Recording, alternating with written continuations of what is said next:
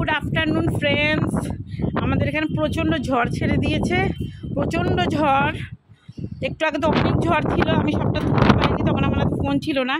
আমি এখন ফোনটা নিয়ে আসলাম, উপরে জামা কাপড় ছিল তখন তুলতে এসেছিলাম। খুব ঝড়, বৃষ্টি হয়নি, ঝড়। দেখো আকাশে ভালো মেঘ আছে,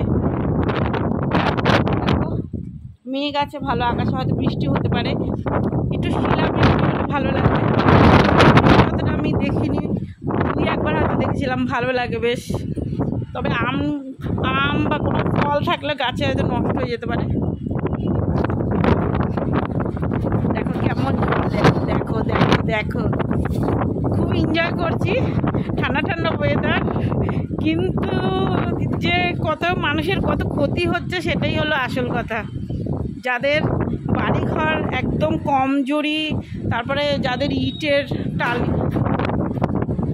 এই টালির ঘর, ওপরে টালির ছাউনি, কুড়ে ঘর টাইপের থাকে, তাদের খুব অসুবিধা। তাদের ঘর বাড়ি তো মনে হয় অবস্থা খুব খারাপ, খুব ঝড় ছেড়ে দিয়েছে। দেখো আমার ওড়নাটা কেমন উঠছে, গাছগুলো দেখো। আমি ওড়নাটা দিয়ে মাথাটা বন্ধ করে রয়েছে এই কারণেই, এত ধুলো তো চোখে টোখে ঢুকে গেলে ওই জন্যই ভালো করে তাকাতে পারছি না। দেখো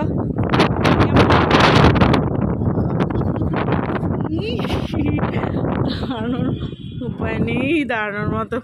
দেখো আমাদের ওখানে পুকুর আছে, জলটা কি ভালো লাগছে দেখতে। আর গাছপালাগুলো দেখো, দেখো ওই দূরে গাছ আছে,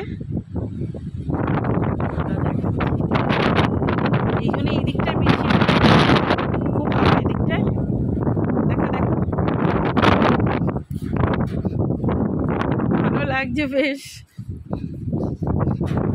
ধুলো উঠছে, বৃষ্টি হয়তো হতে পারে, জানি না। বৃষ্টি হলে সবার স্বস্তি হবে। কুকুর বিড়াল পাখিগুলোর কি অবস্থা, আর যাদের ঘরে এসি নেই তাদেরও কি কষ্ট। একটু বৃষ্টিটা হলে ভালো হবে।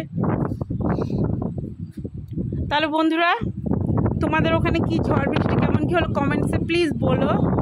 তোমরা কেমন এনজয় করলে, ভালো লাগলো। তাহলে রাখি, চলে যাবো এখন ঘরে। Bye bye.